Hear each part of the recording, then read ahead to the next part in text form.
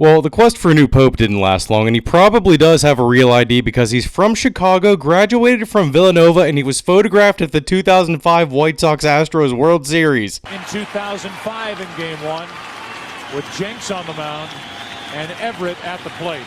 This is our sports pope, our spope, Leo the 14th. We should have known that he'd be the pope. He's a White Sox fan, not a Black Sox fan. That was a white smoke, black smoke joke, nothing more. And speaking of the Black Sox, they were all posthumously unbanned along with Pete Rose and a few others that I didn't know about that we'll highlight here in number 153. And if we're following the laws of physics, then every action will have an equal and opposite reaction. The Black Sox players were unbanned from the Hall of Fame, and the Pirates banned Derek Shelton from the clubhouse. Let's go! This is Hoagies and Pierogis, H&P. Enjoy.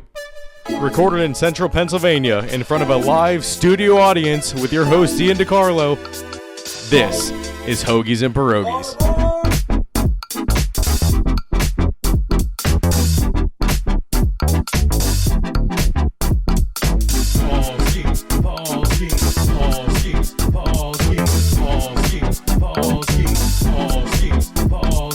Okay, let's get some playoff basketball news out of the way. Still trying to get used to talking about basketball a little bit here. We're going to highlight kind of every series.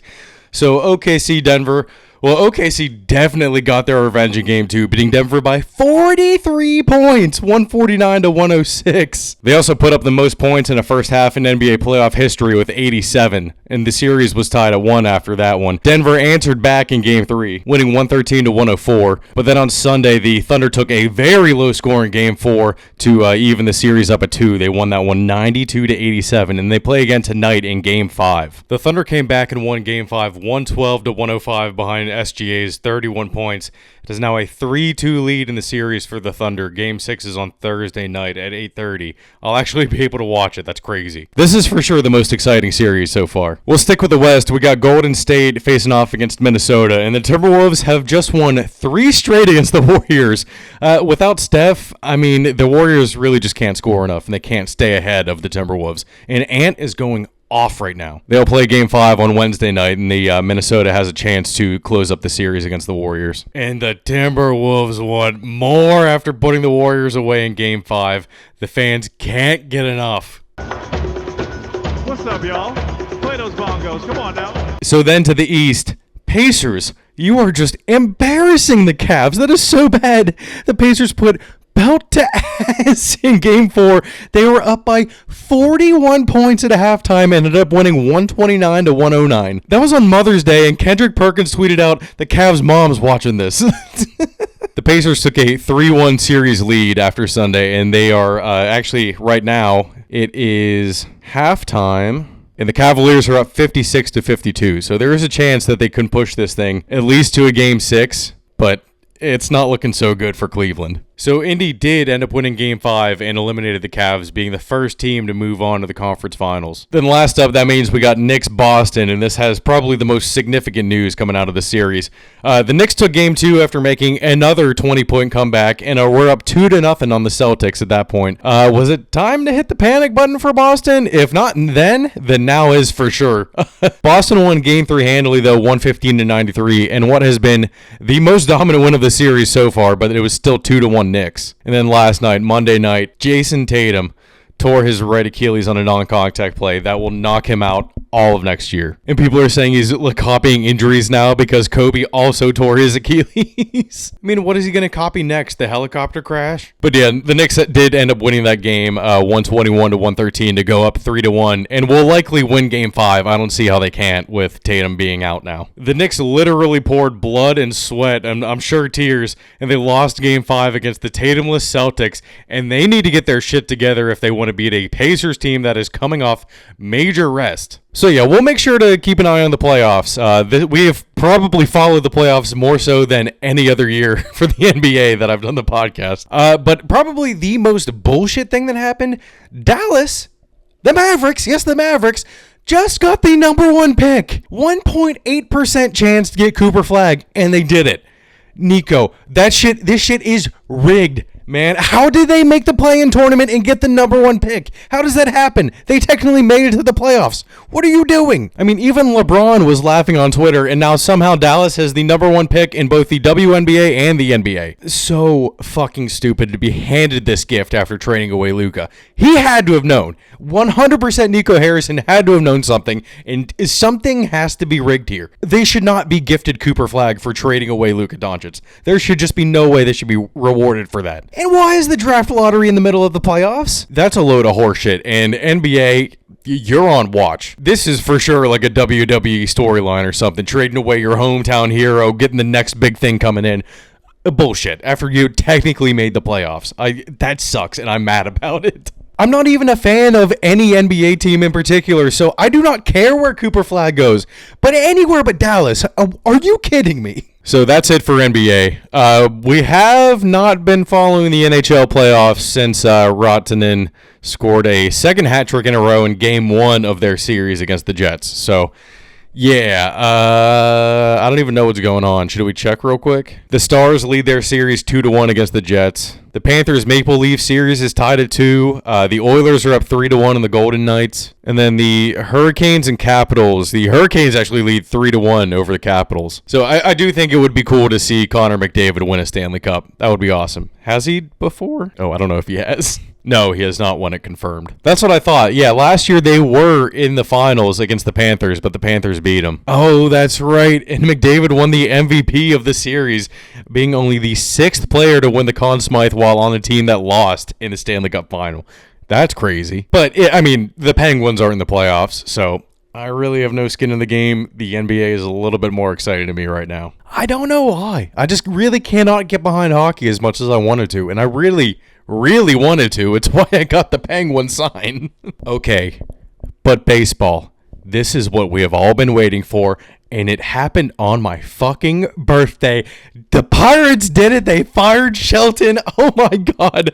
Why Charrington didn't go with him, I have no idea, but thank you. That was one of my greatest birthday presents. So Don Kelly will be the manager for the rest of 2025. He does not have an interim title applied to his name, so that means they could retain him if he does well enough this season. But, I mean, yeah, until Charrington is gone, this almost seems hollow, even if it is like a step in the right direction. Charrington is directly in charge of the players he hands over to the manager. Could it have been better for Shelton? Yes, but how much better, we'll never know.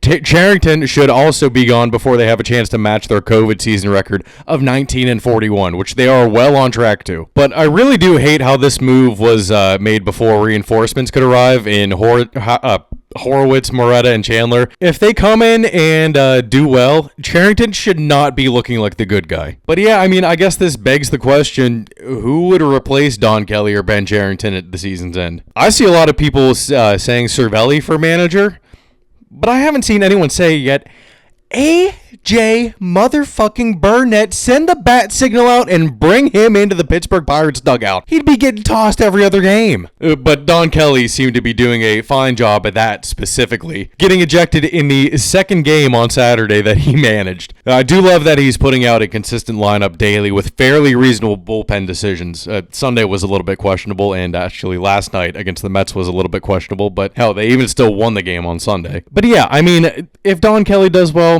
so be it. AJ Burnett, I think, would be a great choice.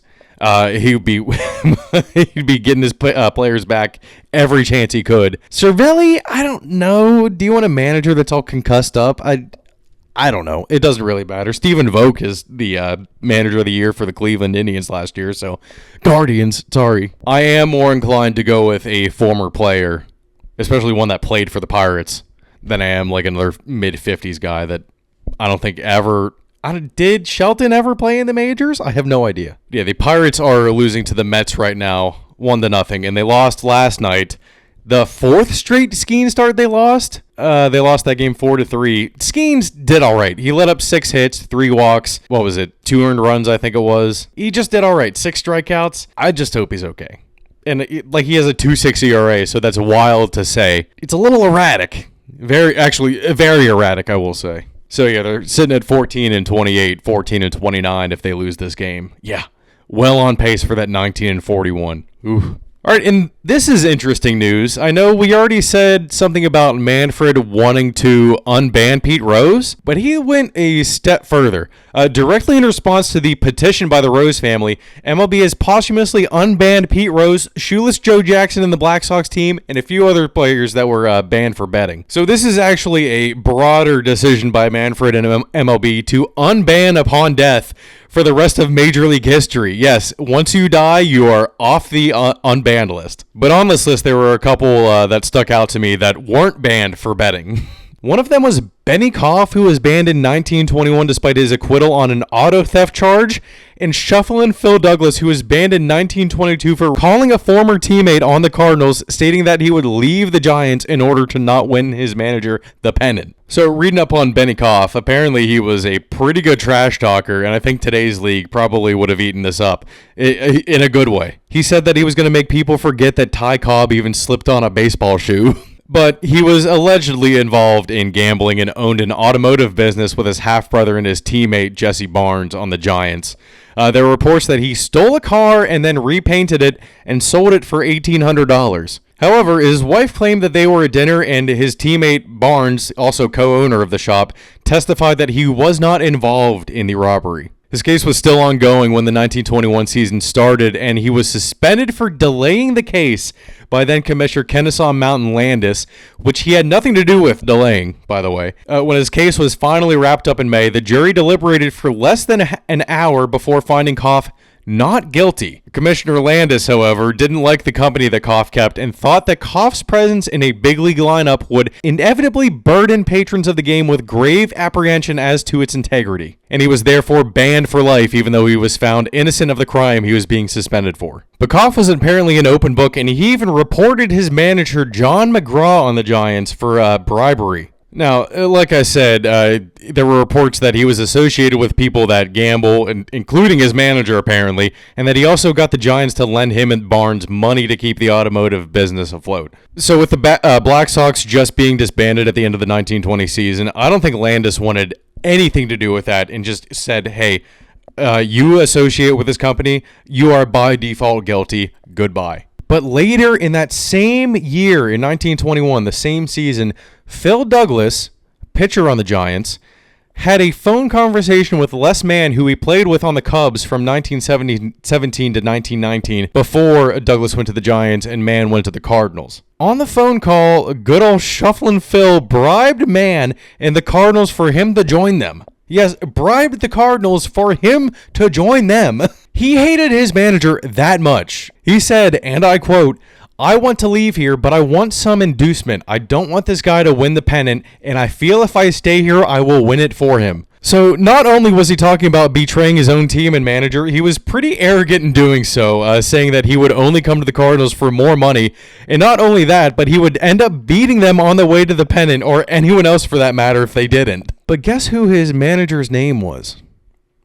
John McGraw. Yep, that's right. The same manager as Benny Koff, who reported John McGraw for trying to be bribed. It sounds like McGraw was the real piece of shit to me. The players seemed to hate him, even going so far as to try and fuck him over in the middle of a season. I really do think that there might have been more of a story here with McGraw, but we'll save that for a later date. I was not expecting this news, so I found all of this out today, Tuesday, the same day as Manfred announced this. So that was a very interesting tidbit, and I'm glad that that news came out and I was able to read all about that.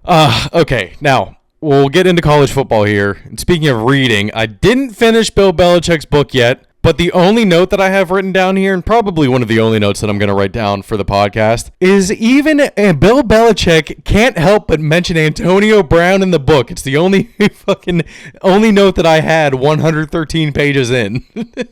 There honestly really isn't much hot goss to go over in this like I thought there was going to be. There's a little bit, not too much though, but it is truly a book of how Belichick applies his preparation and how he deals with adversity and complacency in game and how you can apply that to your life. It's very matter of fact, and I do suggest it if you want to, get through I don't know if I would call it a self-help book, maybe. But no, if you want to just power through a book pretty easily, gets right to the point, tells a story about how that lesson applies to it, and moves on. It was super easy to read. But yes, along the Belichick lines. Last week, Pablo Torre reported that Jordan Hudson had been banned from the UNC football facilities, but then UNC themselves tweeted out that the report was false and she is welcome to all football facilities. What the fuck is going on there?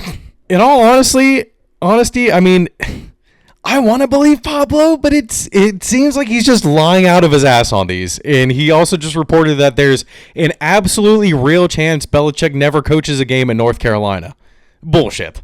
Every single clip of the two has been taken out of context, and someone ran with the story like from the top comment. It is straight up all just conjecture, and I'm really surprised Jordan Hudson can't sue Pablo for like slander or something, because he's making her seem like a terrible person that is unbearable to be around. And then like other people, like Katie Nolan, his co-host on the podcast, is talking about it on her own podcast, and it's just feeding into and pushing this narrative that she's just an awful, terrible person. It's just like, these are all unsubstantiated claims. We don't know this at all. Do I wish that we would stop seeing her? Yes, but what are the cameras going to be focused on?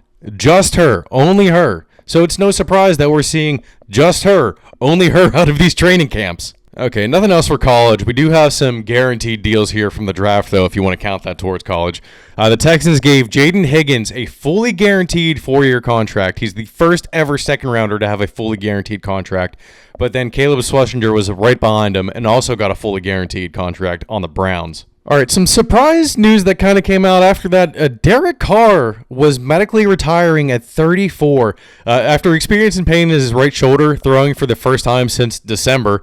Scans revealed a labral tear and significant degenerative changes to his rotator cuff. So Shuck is now in line to be the starter, and if that doesn't work out, they still have Spencer Rattler, who is a full year younger than Shuck. Yes, they have the same birthday, September 28th, except for Shuck is just 1 year older. Shuck has to be the only player still born in the 90s that came into the NFL in this draft. That's kind of insane to think about. That just absolutely sucks for Derek Carr, though. I mean, degenerative changes to his rotator cuff really sounds like it's painful. So I don't think there's any rehabbing from this and coming back in a year. So he is out indefinitely. Another player that's out indefinitely, Trey Hendrickson. Holy shit, he straight up said he would not be playing on his current contract this year. What? He was mad. He said that there were unprovoked shark attacks and provoked shark attacks. What did the Bengals do to piss him off so much? I don't know if I've ever heard someone be this candid about it. Like, no, I will not play on this contract. You motherfuckers fucked up. Pay me or I am gone. He's serious about it. I mean, and like I keep saying, the Bengals don't have much of a choice. Shamar Stewart's going to be your top rusher next year? They're not going to win if they don't have Hendrickson. They're just not. But someone else that is winning, Stephon Diggs. Okay, I see you with Cardi B. Okay.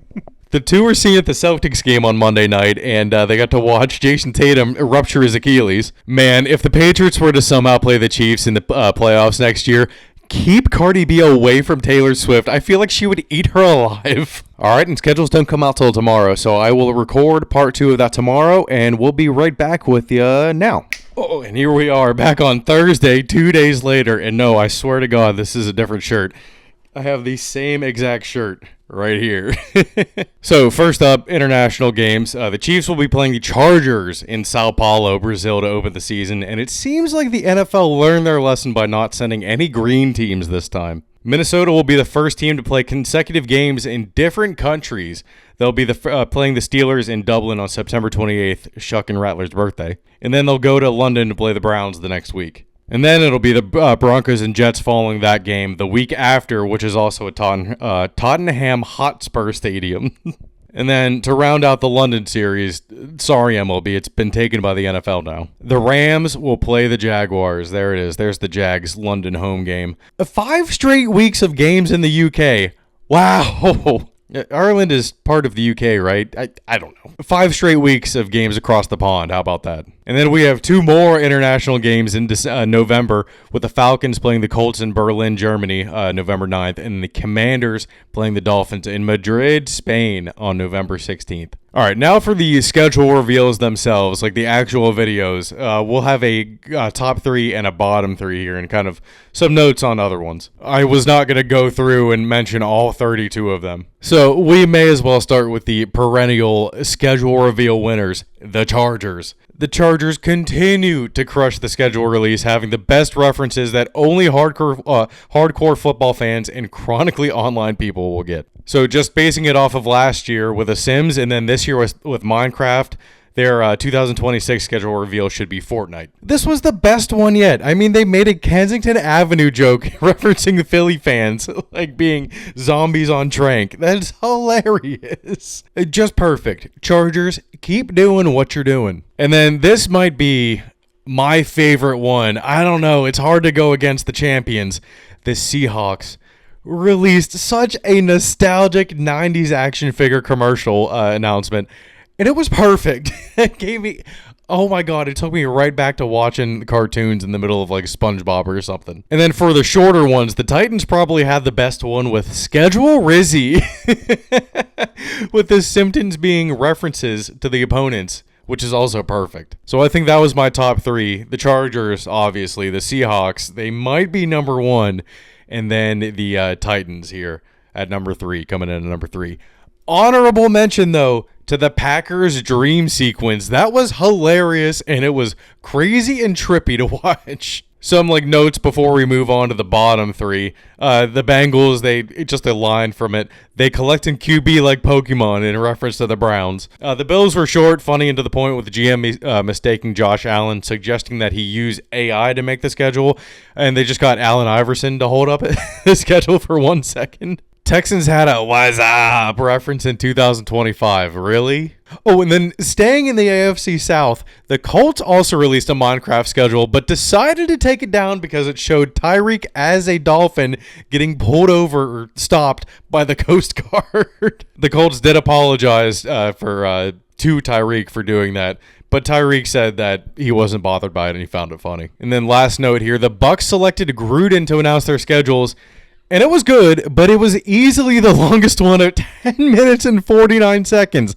The next closest one, the Ravens, at 6 minutes and 55 seconds, and they summed up an entire TV series in theirs. And that leads us into the bottom 3, because the Ravens are first up on this list. Not the worst one, but very, very close to the bottom.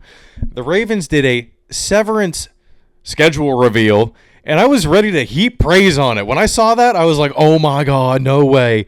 But it seemed to have nothing to do with the schedule, and they were just remaking the show in 7 minutes and spoiling all of it. There were no real tie-ins with the game. The whole twist at the end was that Cold Harbor was the schedule. Oh, it was so clever. Thanks for ruining the show if you've never seen it. And then that moves us on to Jags, the second worst schedule reveal. They just brought in that stupid routine guy into the facility, and he did the same stupid shit that he always does. Jaguars, it's not popular for the reason that you think it is. It's not gaining followers because his routine works. People are relentlessly making fun of him for it. I mean, there's a reason they got clowned on in nearly every single schedule reveal with the Duval. Like, they just don't get it. All right, but still, even though like they were trying to be funny, at least. Patriots? Not only did the Patriots release one bad schedule reveal with Dave Portnoy just rambling about the opponents and making predictions that I am sure will age well, but they also did an egg drop challenge, and it was led by Josh Dobbs, and it had like nothing to do with the opponents. After the eggs were dropped, they just showed the next 4 opponents on the screen. Why is Josh Dobbs in charge of one of the biggest media days on the NFL calendar?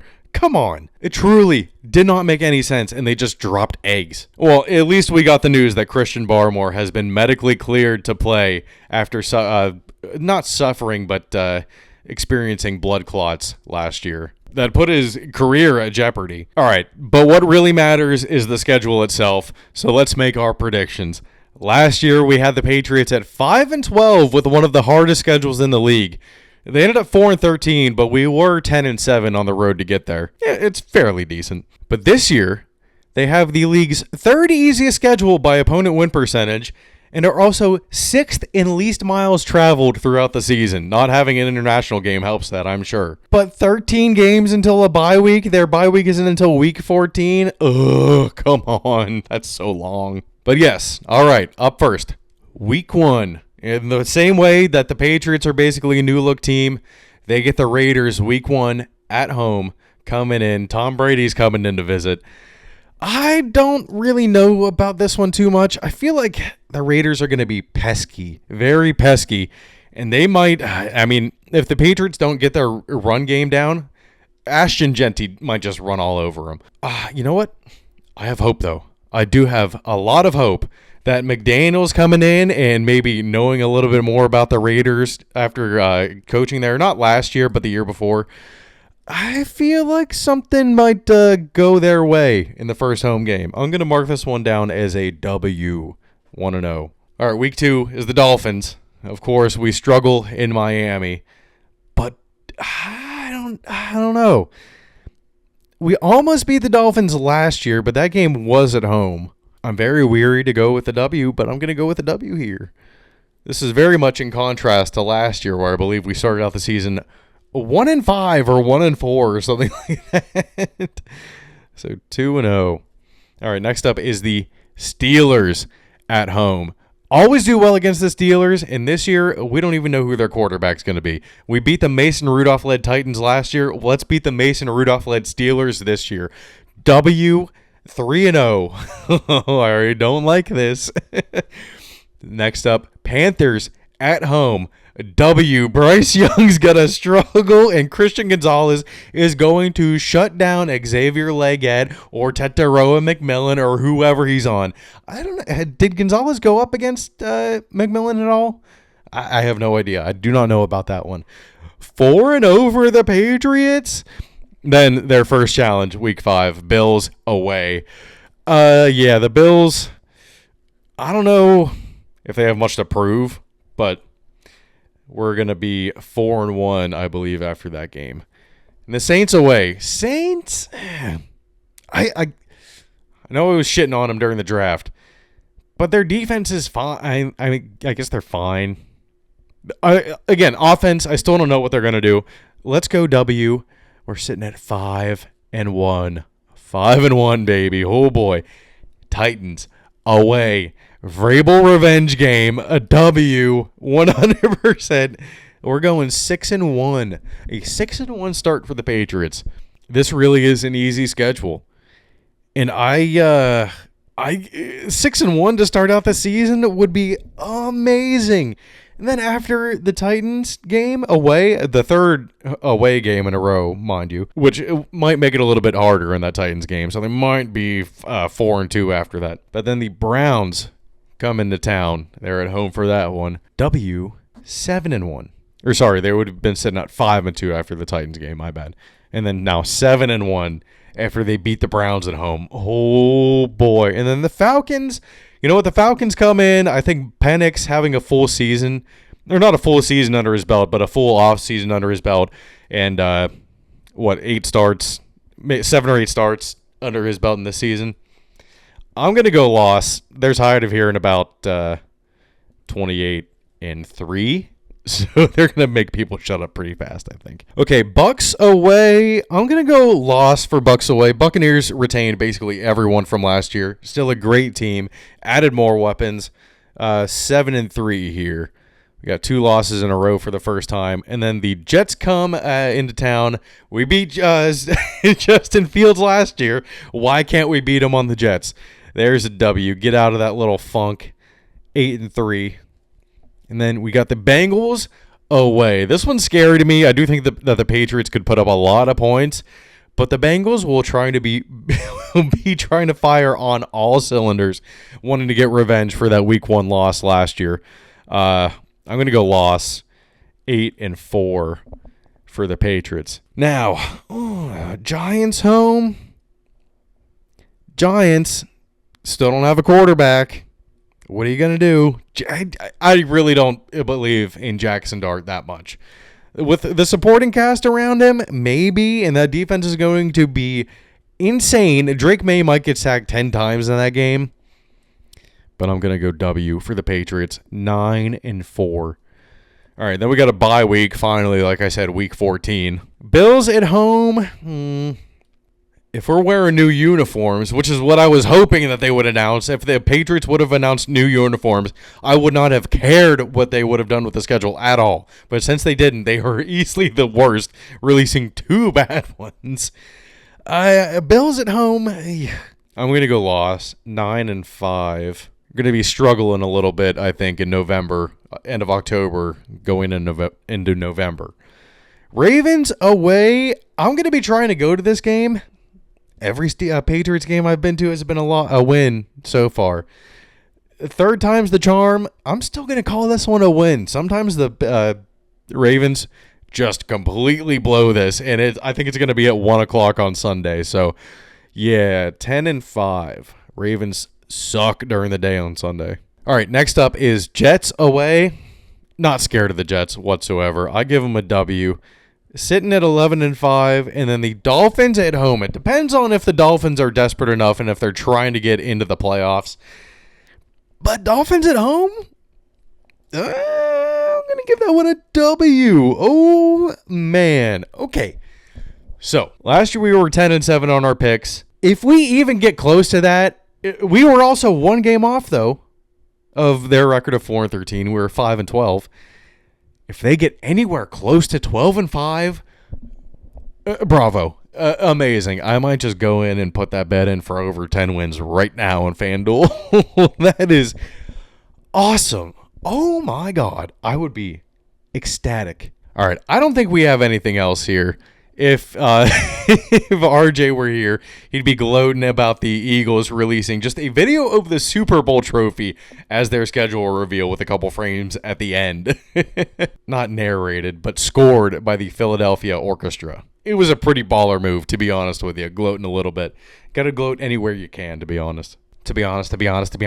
Okay, nothing else. I'm going to save everything else for next week. We already have some Caleb Williams stuff to talk about that I am excited to talk about. So we might have to be getting another book for that. I don't know. But Greek Fest is this weekend. I cannot wait for some gyros and some baklava. Everybody have a good weekend, a good week. Whatever you're doing, make sure to leave a like and comment on each video. Subscribe to our YouTube channel. Hoagies and Pierogis is available on Spotify, Apple, wherever you listen to podcasts. Follow us on Instagram and TikTok for clips throughout the week and updates for when the podcast is a day late, like today. And we'll leave you with this: a munch. Recorded in Central Pennsylvania in front of a live studio audience with your host Ian DiCarlo. This is Hoagies and Pierogis.